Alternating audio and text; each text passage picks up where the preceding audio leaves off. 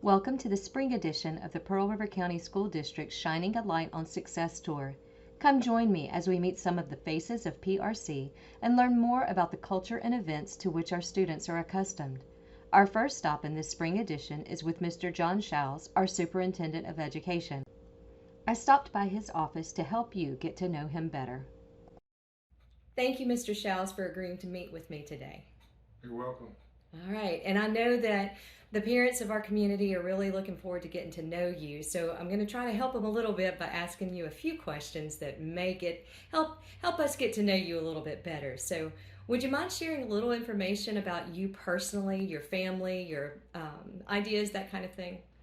Well, I grew up in Simpson County. That's where I was born and raised, and started in education as a teacher in DeSoto County, and taught for 9 years, and then became assistant principal in Tate County and principal for Strayhorn High School. And after that, I was principal in Lincoln County. So 23 years of education before I came to Pearl River County. My wife, Irina, is a teacher assistant, and she was a teacher assistant in DeSoto County and Lincoln County as well. And then my daughter, she is a freshman at Colin, and she will be transferring to PRCC in the fall. She's a business major, so she's excited about moving to this area. Yeah, watch out, Mr. Burleson, right? That's right. She played soccer all throughout school and this year in college, but she's hanging the cleats up after this year, so she's focusing on school. Moving into a new school district can, of course, be a daunting task for anyone, whether they're a teacher or an administrator. So what do you see as some challenges that you might need to overcome while you're here? I think one of the biggest challenges is going to be growth of the area and being able to meet the needs of our students and our community with the amount of growth that we have. Growth is a good thing because it does allow you to expand your extracurricular and activities and all the other programs that you have for your students. But keeping up with that growth through facilities is a whole nother challenge. Another challenge that I think we have is the changes in the requirements for accountability and keeping up with that.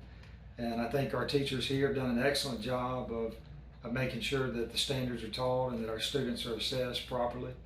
And I'm excited about our CTE program and being able to possibly expand that to other areas.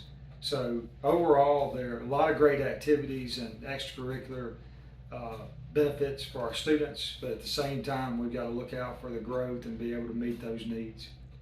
So since you've been in the district for a little while now, what can you say about the people of Pearl River County School District? Well, I would say that the emphasis of everyone is on family and community. Everybody that I've met with, they talk about the connections they have with their church and their family and how important it is to them. And even though it is a large district in terms of number of students, it does still feel like a family. And so meeting teachers and administrators and community members, that common theme is across the district, and I think that's a great thing to have.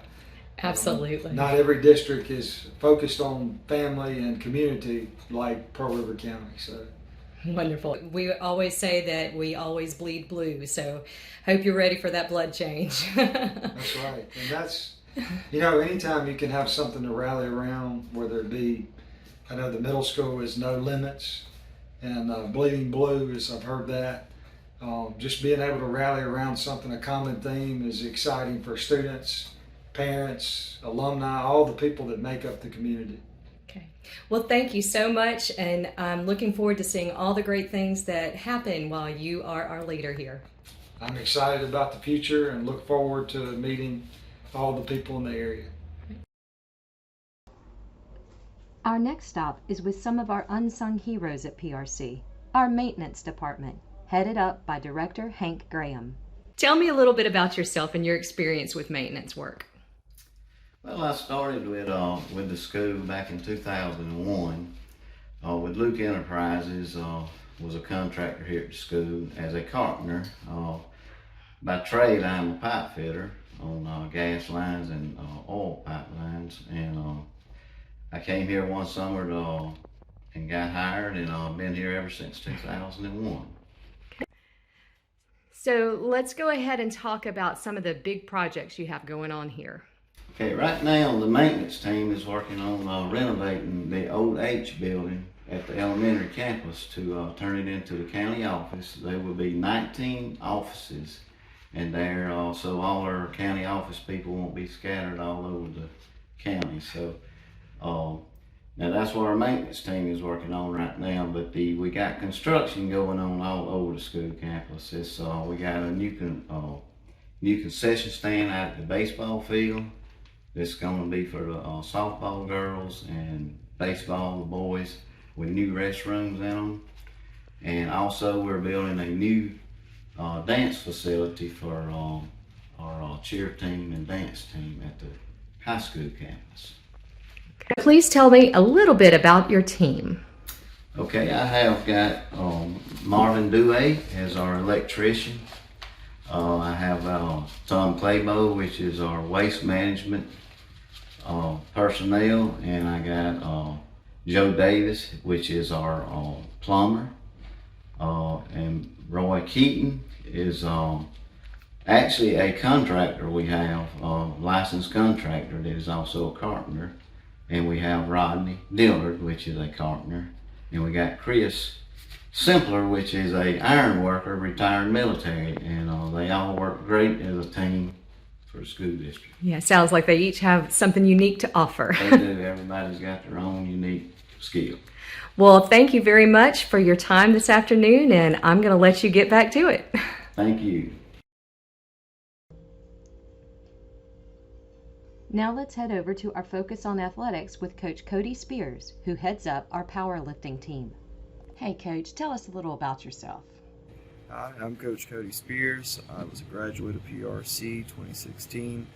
I got my bachelor's degree from the University of Southern Mississippi in information technology with a networking emphasis. I then served here with the technology department for 2 years before transitioning to the classroom to teach IT for the CTE department. And I'm also an assistant football coach and the head powerlifting coach. What exactly is the sport of powerlifting?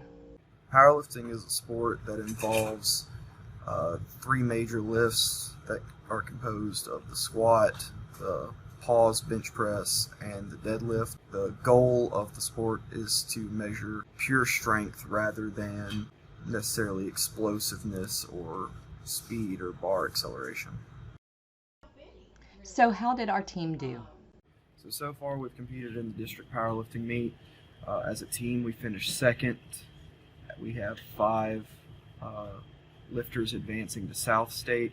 We had 2 first place finishes in the 308 plus, and in the 148 weight class we had 2 second place finishes in the 132 and 123, and we had 1 third place finish in the 220. Congratulations on a great season. Thank you. Our next stop on the tour will be with Ms. Haley Lambert, the Director of Choral Activities at Pearl River Central High School. Please introduce yourself and tell me a little bit about your history with education and music. My name is Haley Lambert, and I started my education actually here. I'm an alumni of Pearl River Central. I was really involved in the arts here. I was in band, I was in show choir, and I was in theater. And I moved on to Pearl River Community College, and I was on choral scholarships and a color guard scholarship, and I started my music education there. And then I transferred to William Carey and received my undergraduate degree in music. And then I got this job and then continued my master's program and completed a Master of Music. I heard you wrote a grant. Could you tell me more about that?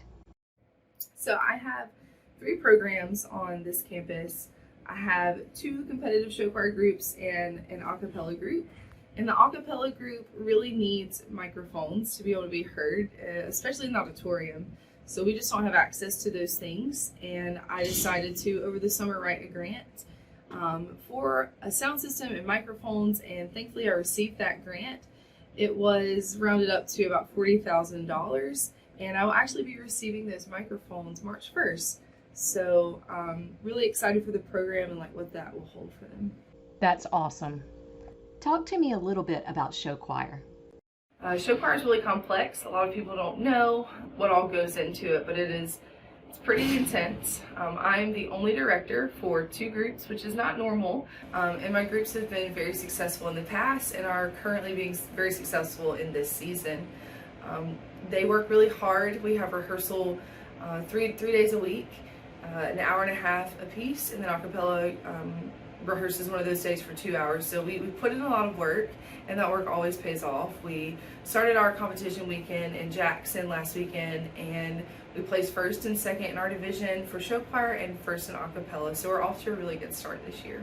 Yeah, and just based on the time schedule that you've been talking about, it seems like you pretty much live at the school or on another campus during this time. Yes, the poor custodian is always like, "Why are you still here? Why are you still here?" I'm like, it's a kind of a part of what I do. It's really not a part of my job description, but as most directors know, there has to be dedication or the program just is not as successful, and that's just the sacrifice we make as music educators. Is we always put our students in front of ourselves, and sometimes that's difficult, but I think the students understand how much we love them, and that always pays off. We are blessed to have you here at PRC. Thank you. Our final stop on the tour is with Mr. Austin Alexander, the principal at Pearl River Central Middle School. Well, thank you so much for meeting with me, Mr. Alexander. Could you tell me a little bit about your educational background? Yes, I have been in education. This is year 17 that we're completing. I've had the opportunity to teach, to coach, to be in administration in different roles at both the middle school and high school level. Served as a transportation director, athletic director, assistant principal, a basketball coach, an elective teacher, and now principal here at the middle school for the past 5 years. I know that you are working on building a community of learners and a community of faculty here. Could you briefly tell me why you think that building a sense of community is so important for your students and your staff? The biggest reason really comes down to one thing, and it's support. Education has gotten a little bit more rigorous over the years, and the expectations have been raised, not just in Pearl River County, but just across the board. And building a community for us is just important because teachers need to be able to lean on teachers, and kids need to be able to lean on kids. Middle school is not easy for students. It is a very hard transition coming from an elementary setting to quote unquote secondary setting, and we see it in our 6th graders. And so one thing that we implemented for kids is our house system. And it is something that we are still growing. We build a community, smaller community within our school of about 120 kids across the board for all 6 of our houses. And that allows 6th graders to be mentored by 8th graders, and 8th graders to have some influence on what they want their school to look like with the new 6th graders coming in. And with our teachers, we do that within our departments, but also just some of the activities that we do, the way we run our meetings.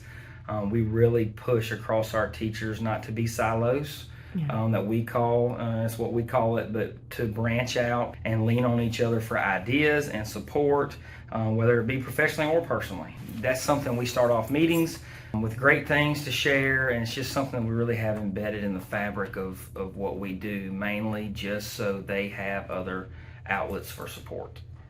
Mr. Alexander, I'd like to thank you for your time here. Before we wrap up, is there anything that you would like to add, maybe that viewers might need to know?